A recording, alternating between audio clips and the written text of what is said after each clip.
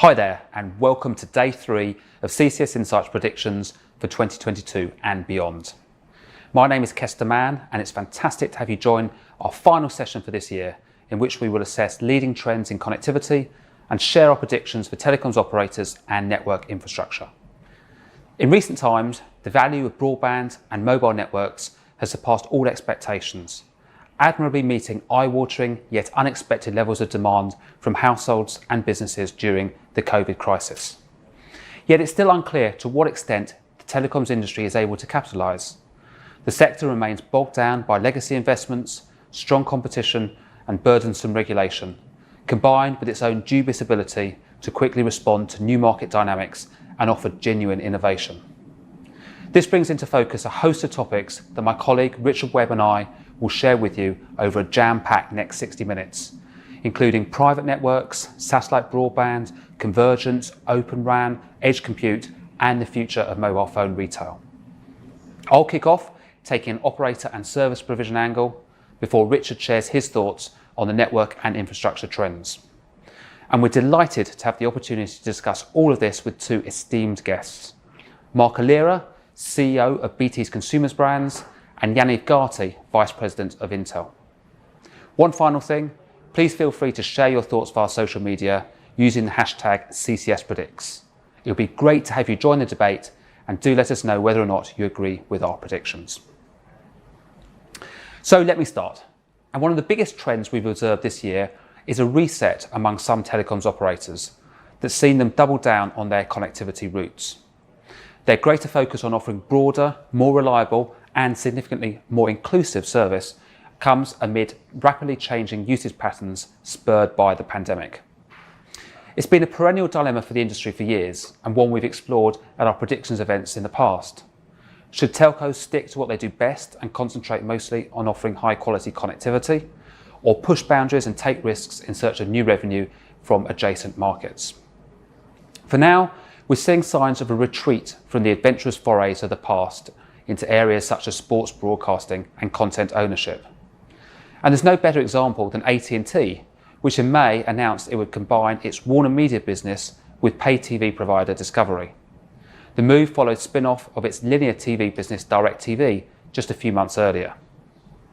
Retrenching from content ownership is a huge change of tack for a company that splurged over $80 billion alone buying Time Warner in 2016, seeking to take on Google in digital advertising and Netflix in video streaming.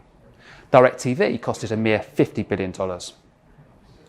Elsewhere this year, Verizon finally offloaded its AOL and Yahoo brands, shortly after splashing out more than $50 billion on C-band spectrum for its 5G network. And in the UK, BT confirmed discussions about the future of its sports broadcasting business just weeks before announcing an expansion of its full fibre network to an additional 5 million premises. Supporting the operators' renewed network commitment, we're also seeing the beginning of a more open and collaborative stance from national governments, something we predicted at our event last year, as authorities realise the role networks can play in improving a country's overall competitiveness and prosperity. The pandemic, of course, has been an important driver of this, as efforts to improve digital inclusivity catapulted up the political agenda. And encouragingly, early signs are emerging of a less strained relationship between telcos and regulators. One of the best examples comes from Spain, which recently proposed telecoms reform by extending spectrum licenses and offering tax relief on network deployments. It's a welcome boost for the telcos in one of Europe's most competitive markets. Indeed, one of our more provocative predictions this year is that at least one European country claims to have overcome the digital divide. Such a bold assertion would reflect fresh ambition from some governments to create fairer and more equal access to connectivity. Another theme has been the emergence of new investment models to support network rollout. These include partnerships with strategic investors from outside the telecom sector to share the financial burden of fibre and 5G deployment, illustrated by, among others, Dutch operator KPN and O2 Germany. And as some regional operators steadily retreat back to their core markets, we see private equity firms swooping to gain a telecoms foothold, taking a significant stake in at least 2 European network operators in 2022. Such deals would mirror the acquisition of T-Mobile Netherlands only last month. However, perhaps the most exciting connectivity trend this year has been the renaissance of satellite broadband. This has been driven by high-profile companies such as Elon Musk's SpaceX, Amazon and Webb, each willing to make significant investments with the aim to eventually revolutionise the way billions of people communicate. A major advantage of using satellites to offer broadband is their ability to quickly provide coverage to an extremely wide geography. And as such, it's often touted as a solution to improving digital inclusion across the globe. Much of the recent focus has been on solutions for low Earth orbit, an altitude around 200 to 2,000 kilometres above the surface of the Earth. As this is closer than the zone occupied by traditional satellites, it offers significant improvements in latency, as well as greater signal power for the same energy input. But satellite broadband is not a cheap endeavour. Musk has already said that SpaceX may eventually invest $30 billion, a staggering amount even for a backer with pockets as deep as his. You can understand why he recently joked that one of his company's primary objectives is simply to avoid going bankrupt. For now, Starlink's leading focus is the direct-to-consumer market, but with hardware costing over $400, even with a heavy subsidy, and airtime at around $100 per month, it'll need to sell an awful lot of connections just to break even. As such, CCS Insight advocates a range of business models, including selling direct to large companies in sectors like aviation and defence, and partnering with telecoms operators. We're predicting that by the end of 2023, at least 20 telecoms operators confirm partnerships with satellite broadband providers. Such deals would offer the satellite providers scale and access to customers, while operators gain a potentially crucial solution in their quest to expand coverage into the hardest to reach locations. We see the recent agreements between Webb and AT&T and BT, and Starlink with KDDI as the prelude to a host of other deals. But despite playing a crucial role during the pandemic to support soaring demand, telecoms operators continue to see only marginal revenue growth. It's a sharp and disappointing contrast to other technology companies, notably Amazon and Microsoft, for which wide-reaching lockdowns helped pave the way for top-line improvements of about 20 to 40% year on year. For some time, we pointed to the enterprise market as the greatest opportunity for telcos to reinvigorate financial performance. In particular, the combination of cloud compute capabilities at the network edge can foster a wide range of new applications that will enable them to target fresh customers in areas such as smart manufacturing, autonomous vehicles, private networks, and video analytics. Among the frontrunners are Vodafone and Verizon, and both are also among the first to access AWS wavelength, a technology that embeds Amazon's computing and storage functions at the edge of 4G and 5G networks to help tap into these new opportunities. In March, Verizon CEO Hans Vestberg outlined a $10 billion addressable market for mobile edge computing in the US alone by 2025. Early examples are niche and small scale, but still serve as a good indicator of future opportunity. They include a drone delivery service for essential healthcare items developed by Verizon and its Skyward subsidiary, and a tie-up between Vodafone and surveillance company Digital Barriers on body-worn cameras for the emergency services. By contrast, an insipid consumer market is crying out for innovation to address flat or declining average spend in most mature markets. The recent decision by UK operators to return to charging for international roaming feels like a sorry admission of their inability to monetize inexorable demand for their service. The centrepiece of many European operators' consumer strategies, particularly in Europe, is still convergence. But the quest for seamless connectivity across technologies and a consistent experience throughout all services still feels elusive. One potential path to higher return is to add new services to existing bundles. And we've seen several examples of this in recent years, including financial services, insurance, and of course content. But another, healthcare, has so far largely been overlooked, and we see it gaining prominence. For example, operators could partner with healthcare providers and insurers to offer a range of services such as online consultations, remote monitoring, prescription sales, and lifestyle advice. It's a move that plays to their strengths in connectivity and data security and supports a diversification strategy that avoids the risk of spending big in areas such as sports rights. By 2025, we predict that at least 20 network operators offer healthcare as part of a service bundle. While the telecoms industry has been an enabler of change in almost every sector, there's an irony that it's been something of a laggard to transition itself. One area this is particularly apparent is high street retail. Physical phone shops remain widespread, but their original purpose of selling devices and connectivity has long run out of steam in a market that years ago transitioned from gaining customers to retaining them. Our research in the UK has shown a significant shift to online channels, which last year accounted for around 2/3 of all mobile phone purchases. This compared to 52% among people who bought their mobile phone in 2019 and just 36% for those buying before that. The jump in 2020 hasn't just been driven by COVID-related store closures. We observed a far longer term trend of people becoming increasingly confident to buy phones based on listed features and familiarity with leading brands. Combined with continued apathy on many high streets, this raises questions about the role and longevity of the humble mobile phone shop. To be clear, we're not predicting the death of bricks and mortar stores, but we do believe they need to strike a fresh balance between selling, supporting customers, and showcasing new technology. As a part of that, we could see fewer but different types of shop, for example, large out-of-town outlets focused on experience and engagement, and maybe smaller convenience stores with specific purposes. This prompted us to predict that a leading European mobile operator launches a range of kiosk-style outlets with a dedicated focus beyond sales by 2023. These tactically positioned outlets in high footfall areas, such as railway stations and business parks, have a specific focus such as device repair or click and collect retailing. Well, that's a quickfire outlook on some of the leading operator themes spanning our predictions this year.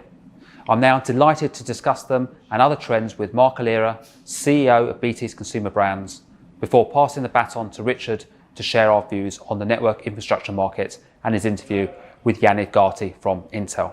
Stay tuned and thank you for watching.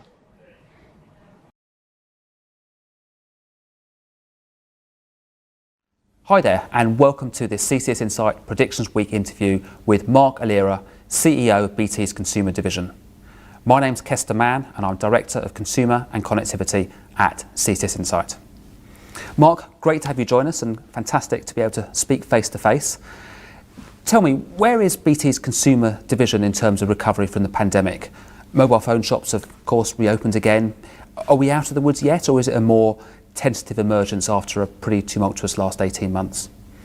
Yeah, I mean, the Consumer Division is going through a huge integration, which we don't talk that much about, but it's a massive thing that we're doing, bringing the old BT Consumer business together with the EE business and of course PlusNet as well. So there's this massive integration that's been going on for the last 3 years that my team have done an amazing job in bringing people, culture, systems, brands, channels, operation, IT, you name it. From an infrastructure point of view, it's a huge thing. And I'm really pleased to say that momentum has continued despite the pandemic. So, I've got to, first of all, big shout out to the consumer team who've been working so hard in such difficult circumstances over the last 18 months. And I'm confident over the next couple of years that we're positioned brilliantly to start growing again. We're through the sport issues that we had last year through the COVID pandemic. We've got our churn loyalty operations working brilliantly now across BT and EE, bringing that a lot of the best practice from EE into the BT operation, and those customer indicators are in great shape. So when we start looking at a more inflationary environment for pricing next year, the opportunity for us to put that pricing model through a much bigger customer base year on year with much greater levels of satisfaction, that sets us up really nicely for growth, as well as the opportunity with convergence and bringing these brands together. Yeah, absolutely. Lots of opportunity, lots of change in the UK market. Just picking up on one of those points you made, Marc, in terms of some of the learnings from the pandemic, and I totally agree, the telecoms operators have absolutely had their reputations enhanced and have performed admirably in a tough time. But is there anything you feel that the industry needs to address going forward in terms of some of those learnings? Yeah, I think one of the big ones that we're focusing on is the net neutrality area. What's been clear, as I said, the sector has been taken for granted for many years, and now what's really clear is that pricing is not the most important thing to be talking about. It's quality and reliability of service. But what we saw is the pressure on networks being unprecedented, and I think the industry, not just us, I think everybody has done an amazing job of managing that pressure. But what's been really clear during the pandemic is that there is no way of controlling the huge volumes of traffic that can be concentrated at peak times through software releases, games releases, sporting events, and as we shift more and more activity online, there needs to be a better way of controlling that volume of traffic, which doesn't exist today, to protect customers, to protect customer experience, and new ways of monetizing some of the enhanced services that we're all going to be providing in the future over fiber and 5G. So I think that's been a big learning. I think the sector, it's clear now, should not be taken for granted. And the narrative that there is there amongst all stakeholders should not just be about price. We've seen increasingly customers valuing reliability and quality and service over pure price. Mark, I'd like to talk about convergence. You alluded to that just now in terms of clearly a big strategy for BT. It's something that you've done a lot on this year with the Halo 3 Plus and the mobile backup for broadband and so on. But what's the roadmap for convergence at BT? And will you look perhaps to offer more services to existing telecoms bundles? And I say that in a nod to one of our predictions this year that some operators may launch healthcare services in their telecoms bundles. I don't know if that's ever been thought about at BT. Yeah, well, I'm not going to give all of your listeners, because I know many of them are in the competition, our precise roadmap. But I think it's we're really excited about the opportunity of convergence, and as we bring both the mobile and fixed network together, as you've seen with our Halo 3 Plus hybrid proposition, the UK's first, giving customers a mobile backup solution or a mobile only solution until the engineer provisions their broadband. These are just some of the beginnings of the networks coming together and us providing that level of innovation. As we look forward to a fully converged core, which is not that far away for us, where you can bring all of those 5G mobile-like services into the fixed infrastructure and into the home. When you think about it, that creates lots of opportunities in terms of slicing quality of service and all sorts of other innovations that we're really excited about and looking at.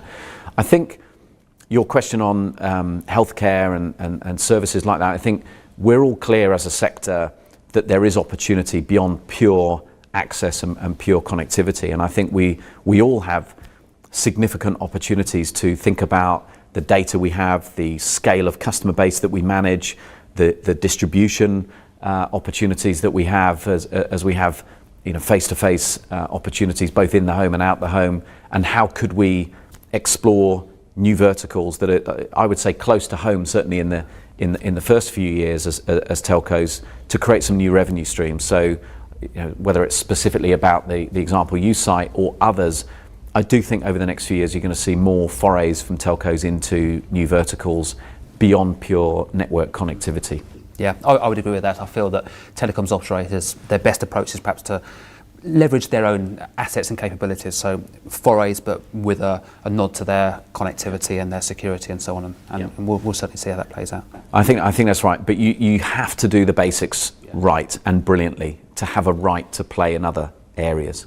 So you've got to have a brilliant network infrastructure, great performing network, which is the first reason why people do buy us and stay with us. And if we get it wrong, leave from us. So you've got to get the network bit right. You've got to get the service bit right. You've got to get your branding proposition, innovation right in the core product you offer, which is network connectivity, access to the internet. That gives you the right to play in other areas. Yeah. Mark, I want to talk about retail. Clearly strategically important to BT, but consumer research that we've done at CCS Insight has shown a real shift towards online channels. So I guess my question is it time for a bit of a refresh in terms of thinking on bricks and mortar retail? And again, another nod to a prediction we've got this year is around an operator or operators launching a series of kiosk-style outlets focused not on sales, but on areas like repair of devices, for example. I don't know what you think about that one. Well, we've always believed in face-to-face service where necessary for the customer. Repairs is a great example. These are £1,000 plus devices now, and so important to us. And when they go wrong, what you want as a customer is to be and stay connected instantly. We're thinking about retail, of course. I think it's important that we don't knee-jerk.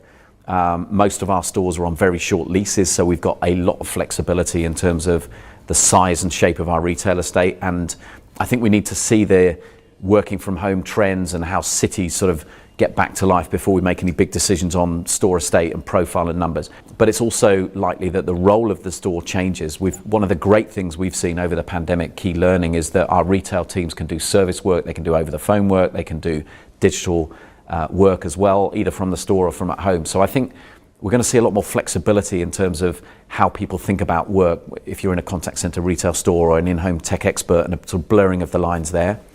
Kiosk-wise, mate, you might be right. I mean, a lot of your predictions are right, Kester. So I trust you. I personally, I think if I'm having a service conversation, if I'm having to talk about my customer details, talk about my problems, talk about my bill, all that kind of stuff, do I want to be doing that in the middle of a shopping centre with thousands of people walking past, and all sorts of privacy issues there, and an environment where I don't feel that private or comfortable? Not for me. That's why we still believe in stores, in the right number, right locations, right format, but others may want to try the kiosk thing if it works for them. Mark, tell me about 5G. Obviously a big focus for BT in terms of rollout. We know you've got your target for 90% for the UK's geography, I think it is by 2028.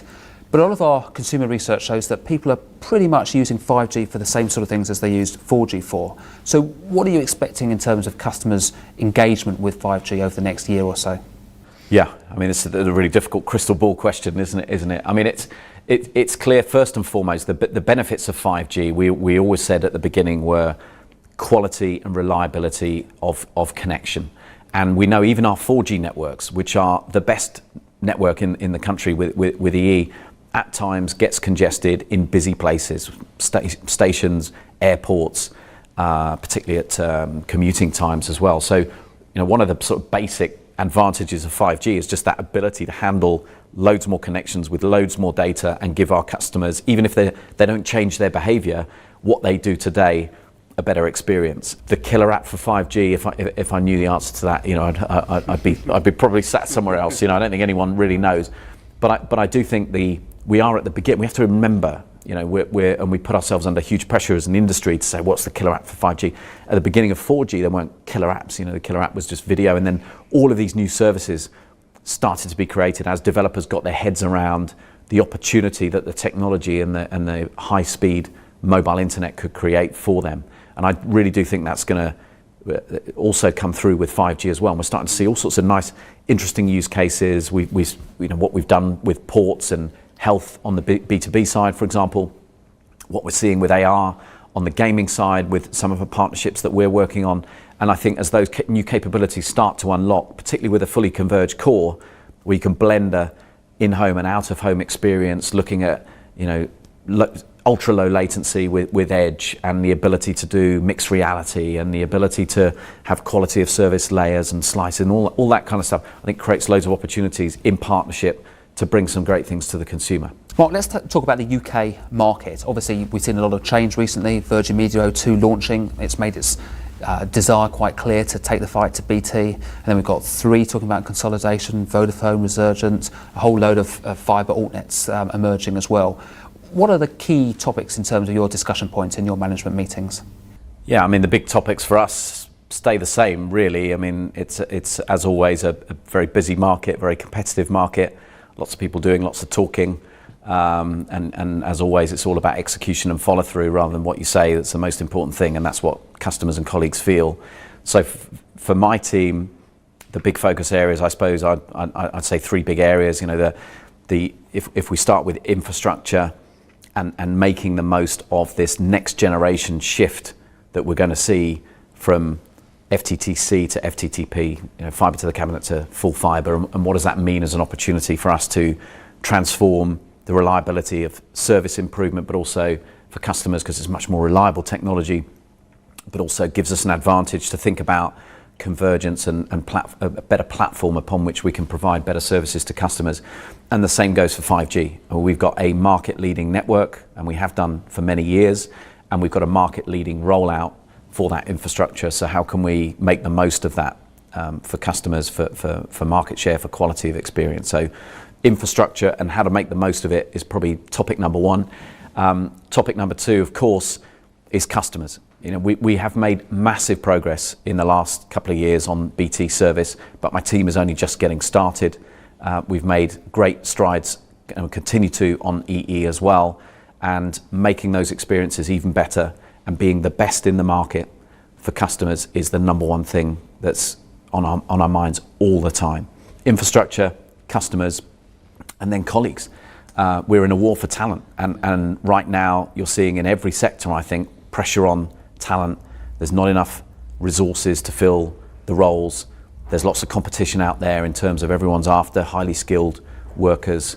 There are way more vacancies than supply at the moment. There's pressure on wages, all this kind of stuff. So I think we have to think of ourselves in a war for talent. So how do we keep the great people we've got, and how do we attract a more diverse group of colleagues than we have today to better serve the diverse customer group? Infrastructure, customers, and talent, they would be the top three agenda items around my table every week. And then of course there's a load of other stuff that I can't tell you about, otherwise I'd be letting people know too many secrets. Fair enough. Finally, Marc, I recall from last year you shared a prediction of your own around a sub £100 5G smartphone for the UK, and I seem to recall it raised a few eyebrows at the time, but it looks like it's pretty much come true. So no pressure. Are you able to share a prediction of your own with us this year to match the feat of last year? I don't know about that. Not all my predictions come true, but I do remember Ben's eyebrows certainly raising at that one. But no, I think there's probably a few areas I think about.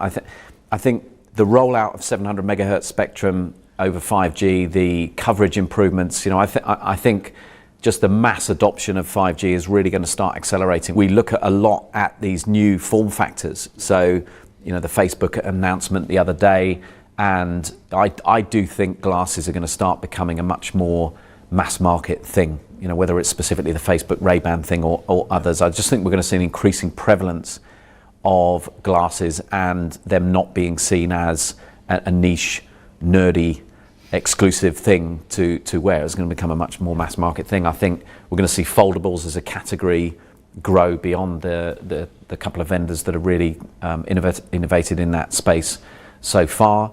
And I think the other thing I've got my eye on is just the chip shortage issue. And in a world where you've got more demand than supply, we know where supply is prioritized, which is to the higher end, higher margin parts of the value chain for manufacturers and consumers.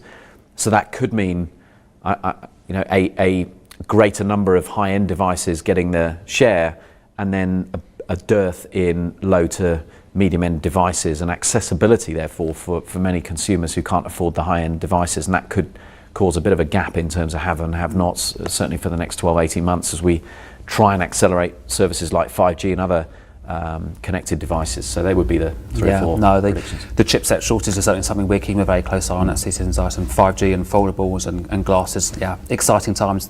Well, Marc, thank you so much for your time today. Really insightful and interesting discussion. Thank you ever so much for joining us. And now we move on to the next section, which will be hosted by Richard Webb, which focuses on network and infrastructure. So do stay tuned for that.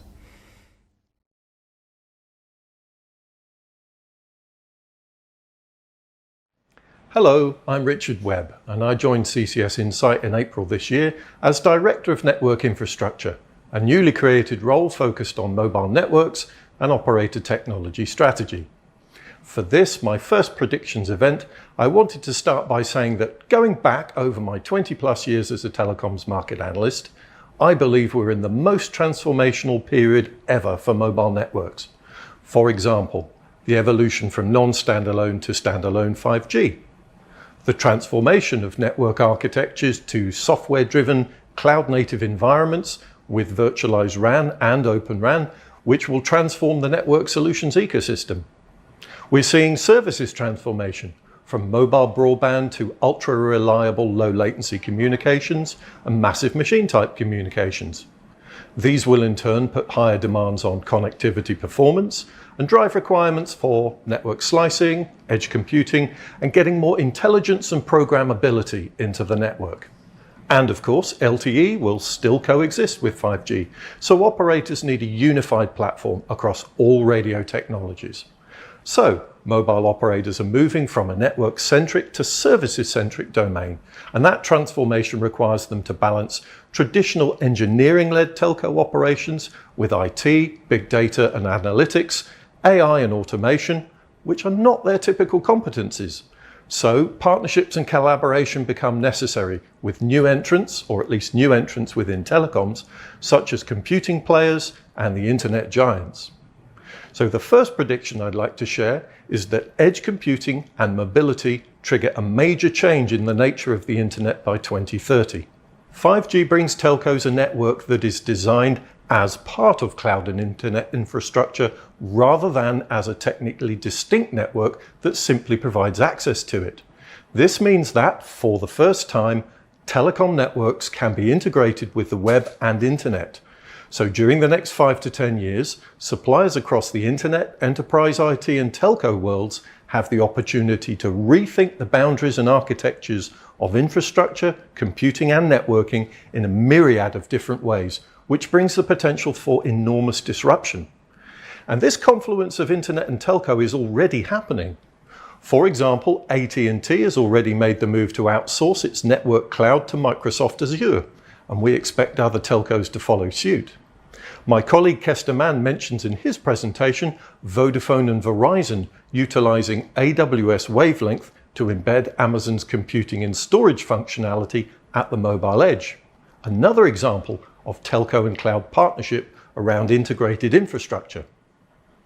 Something else already proving its disruptive potential is Open RAN. This has emerged as an important industry focus as network operators seek to reduce their reliance on a very small number of 5G network technology suppliers. O-RAN leverages RAN virtualization and AI and is based on the usage of generic silicon and commercial off-the-shelf hardware. Recent momentum has been driven by operators such as Vodafone, committing to an Open RAN deployment in the UK, and headline-making greenfield deployments like Dish Networks and Rakuten, which is currently the largest, most advanced network based on Open RAN principles. They are supported by the O-RAN Alliance and Facebook's Telecom Infrastructure Project, bodies fostering open disaggregated connectivity. We believe both will become increasingly influential, particularly as Open RAN has already become a topic of political debate as part of a wider geographical battle for technology industry leadership. The RAN Intelligent Controller, or RIC, which is responsible for controlling and optimizing the RAN functions, essentially being the operating system or the brain of the RAN, can run applications developed by third-party specialist software providers. It is the key to innovation in the Open RAN ecosystem, and I expect to see a more intensive focus on application development for RAN functionality over the coming year. But Open RAN has challenges too. Dissenters point to the greater complexity of incorporating an unproven technology platform with immature products. Some have argued Open RAN can involve higher costs and slower time to market, poor performance perhaps, higher operating costs and maintenance costs, more industry fragmentation and reduced innovation. Another concern is around security, so whilst Open RAN is a compelling concept, our prediction is as follows. Open RAN gets overhyped within 5G and has only a modest market impact in terms of total deployments and supplier diversity, but becomes a 6G fundamental.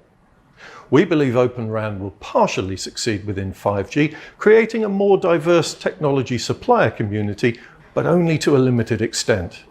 Many MNOs are already too far along their 5G deployment path to take advantage of equipment with open interfaces.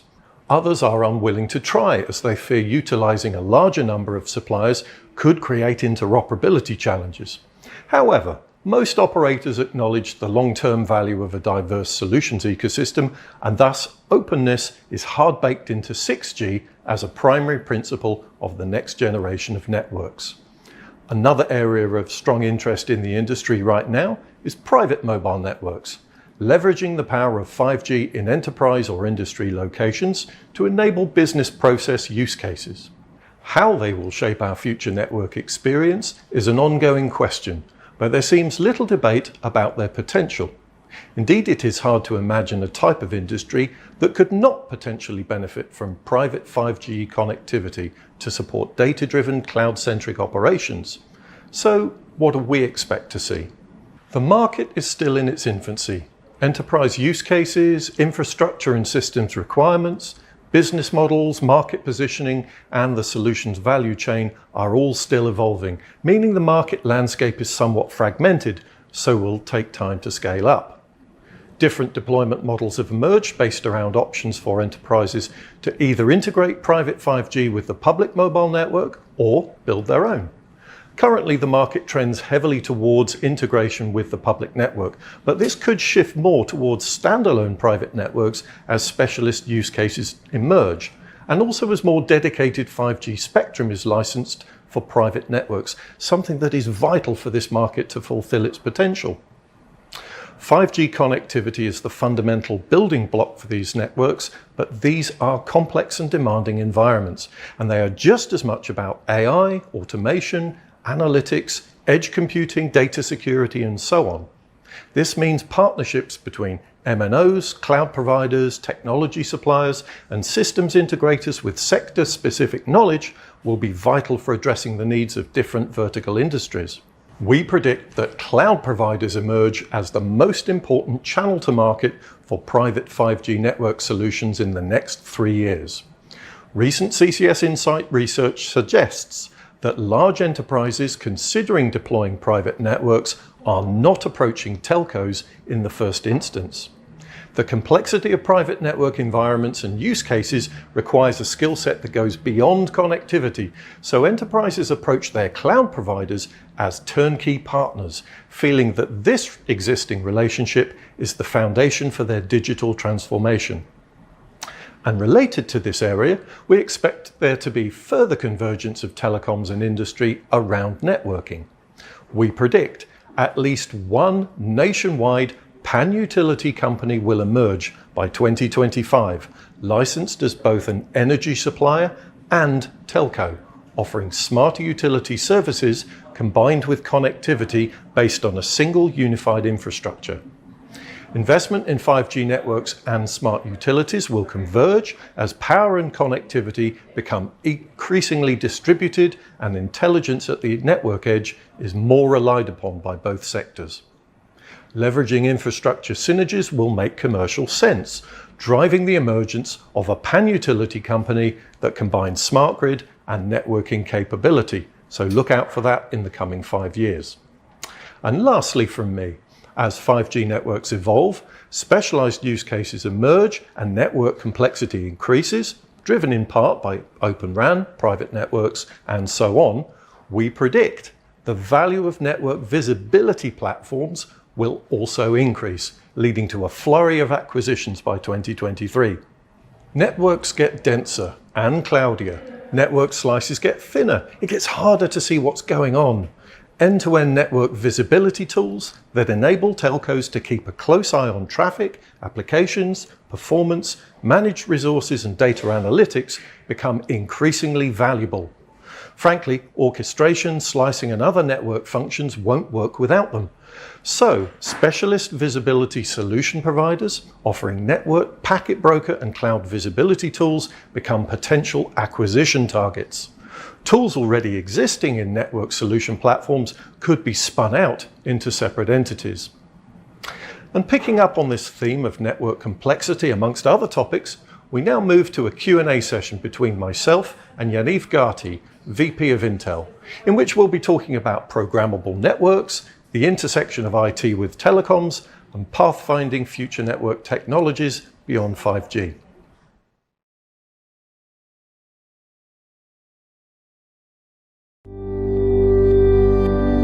When you think about how the world is going digital, what do you see?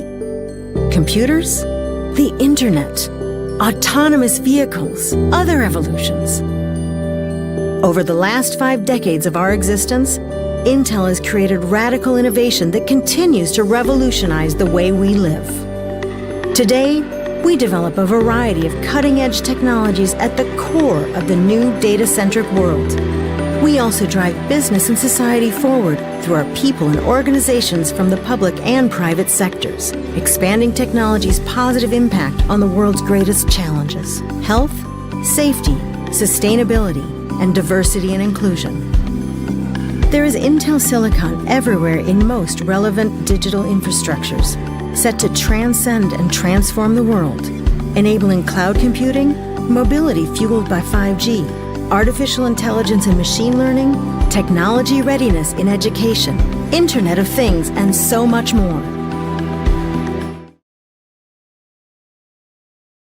Hello and welcome. Thanks for joining us today for our 2021 predictions event. I'm delighted to introduce our guest speaker, Mr. Yaniv Garty, VP at Intel. Hello, Yaniv. Really pleased to have you with us. Hey, Richard. Thank you for having me. You're welcome. So our overall theme for this session is networks of the future. And so for the next 15-20 minutes or so, we're going to have a discussion about the intersection of computing and telecoms, network technology roadmap, and looking a little bit beyond 5G. So let's dive in. So Yaniv, whilst many in the industry will be familiar with Intel's data center and edge computing businesses, could you start by giving our audience a little insight into how Intel enables 5G networks today? You may say it takes a village to being at the forefront of 5G and global network transformation. And in this case, the village is combined of deep knowledge of compute, communication, silicon, software, and the way all of these are orchestrated together. For the past decade, Intel has been at the forefront of it, including the shift from purpose-built silicon to general-purpose processors that drive flexibility, economy of scale, and the resulting cost benefits. In many ways, you may say that Intel is buried deep in the guts of networks, where our chips and software keep the data pumping and moving. And the secret behind it was to look at it as a computational problem, and with that drive the usage of standard devices with tailored virtualized software. And we have powered the shift to virtualizing the core, where now we got more than half of all new core network deployments in 2021 being virtualized and running on standard off-the-shelf servers.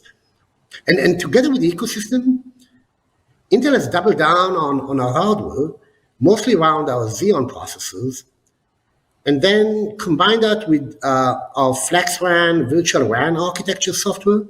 And already nearly all commercial virtual RAN deployments are running on Intel technology, and including providers like Deutsche Telekom and Telefonica. But this goes also beyond 4G.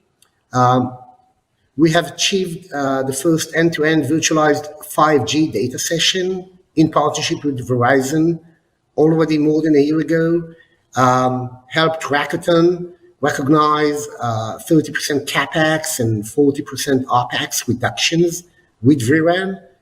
And we've also been working with Dish on the first virtualized Open RAN 5G deployment. And in addition to the technology and product space, we are highly focused on being leading contributors to wireless standard efforts in 5G and Wi-Fi, and network transformation initiatives such as Open RAN Alliance, and fully engaged with industry standard groups such as OPAF, that helps manufacturers to move to open, interoperable, and smart factory systems. And just to give you kind of a bit of a sense to the size of that effort, in all, we at Intel participate in more than 130 standard bodies and industry forums. And these efforts are critical steps towards realizing, in our opinion, the full potential of 5G, edge, and AI, and how those will play across a range of industries. What's Intel's views on that convergence of communications, computing, and the cloud? What does that mean for the future of networks? We have seen computing and mobile communication industries converge over time. It started with interconnecting PCs, then it went into broadband internet and through mobile and cloud. And today the two are intertwined and inseparable. And we're entering an era of what we call distributed intelligence. And what distributed intelligence mean to us is that if you look at compute, it is infusing our interactions. Every retail experience, every vehicle, hospital, every factory, and the global communication network around us, all those are generating that staggering volume of data that needs to be moved, stored, processed. And that opens an opportunity for edge services delivering computing at the location of the highest return. 5G and advanced connectivity, together with AI, ubiquitous computing, and edge-to-cloud infrastructure, are the critical technology inflections in that recipe. These technologies must converge into a distributed computing architecture. And in that vision, data workloads are basically seamlessly examined and then executed upon using the best resource or endpoint possible. And it is done in a way that is trying to optimize around what's the best way to deliver optimal power, optimal performance, latency, quality of service, and of course, security. And the resources are then being distributed and orchestrated across an end-to-end compute fabric, which means that essentially the network becomes a very powerful distributed computer. Now, 5G, AI, and edge are built on the foundation of the cloud. And the cloud architecture that started within the data center to deliver new levels of efficiency and scale are now transforming the network and the edge. And if we act swiftly on all the data at the edge, it means that company can uncover new revenue sources and draw new insights from what was previously untapped data sources. All of that is not possible without a wireless system that possesses flexibility, high reliability, low latency, and all basically the goodies that 5G provides. And that's why we call 5G, together with advanced Wi-Fi, kind of force multipliers. We call them that because 5G represents an opportunity for this convergence and the pivot point for the wireless industry. We have seen past mobile generations enable consumer voice, text, then going into global connectivity, mobile broadband, and smartphones. And 5G is a more capable technology. It's more capable than 4G for many core consumer services, but for the context of our conversation, it's more importantly that it is an enabler of new shifts of data for enterprises, because it is important for us as an industry to be able to move beyond 5G as just being a better, faster 4G, a fatter pipe for simply consumer services, and pivot around enabling enterprises to focus on use cases with new capabilities of 5G, for example, as URLLC, which is ultra reliable, low latency communication. And these are the things which, once we kind of unfold, out of what 5G offers today and in the future of 5G, that's what will make it so revolutionary, definitely compared to previous generations.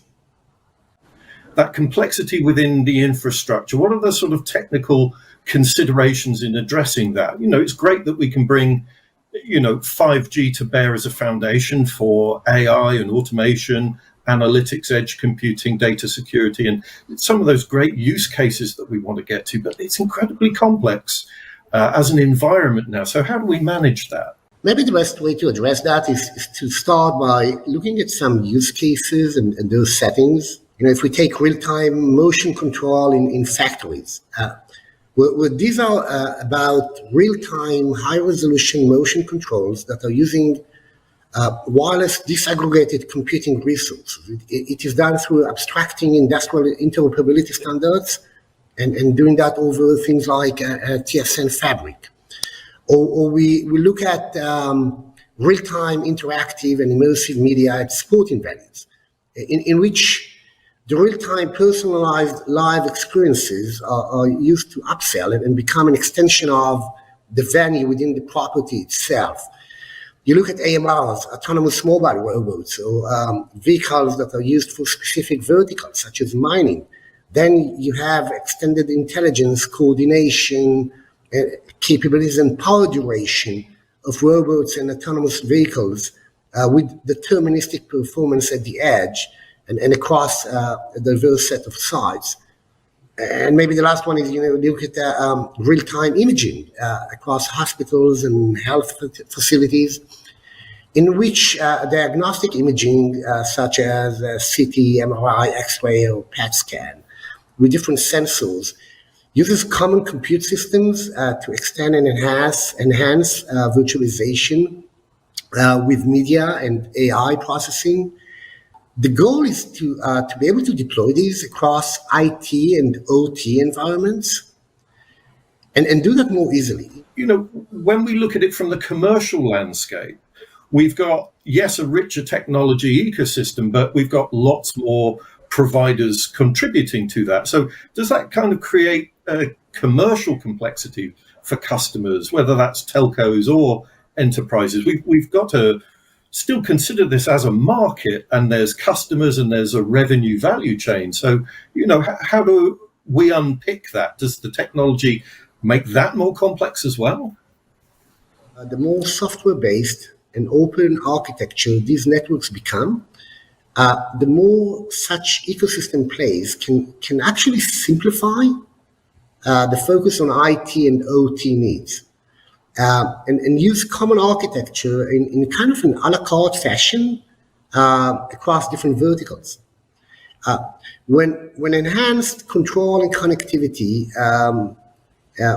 being put into play, enterprises can go to market faster, actually, with applications, provide real-time and custom services, deliver better user experience, and act on insights from the ever-growing amounts of data. And to address this opportunity, there has been a tremendous amount of supply-side activity over the past couple of years. When the cloud started to open up its gates and enabled many, with a focus on the developer community, to come in and drive those solutions on those open architectures. Now, how much you open is at your discretion, but the more you open it up, the more innovation will drive into that, and more solutions will come out which are packaged and create that that out-of-the-box experience for IT operations. But just in the spirit of our event, do you have a network-related future prediction to make, to leave us with? I believe that with the inflection of three major transformations, the changing nature of data, convergence of compute and comms, and the scale needed for an IT-based operation of such networks, we are facing a shift in wireless networking, similar to the transformations that happened in the mid-2000s, with both the introduction of Wi-Fi for stationary usages, alongside with the flavor of usages that was brought into mobile telephony. And we will probably see a new type of companies arise, companies that combine city communication technology with IT and OT, while obtaining a software-based capabilities in addition to radio and hardware ones. And those new companies are not necessarily companies that we do not see today, but we will see the focus and the DNA of companies shift. And that shift will redefine the purpose and the mission of players in this space in the coming decade, as they do stand the opportunity now to enjoy a simplified solution that can deliver to the needs of the IT world, the enterprises. Thank you very much, Yaniv. That's fascinating stuff. Lots for us to think about and talk about in future discussions. So a big thank you from us at CCS Insight for joining us. We really appreciate your insights and contribution to our event. It's been a pleasure speaking with you. Thank you for having me, and thank you for your patience with each other. So that was our predictions event for 2022 and beyond. Thank you for joining us. Don't forget the hashtag CCS Predicts, and we look forward to seeing you next year.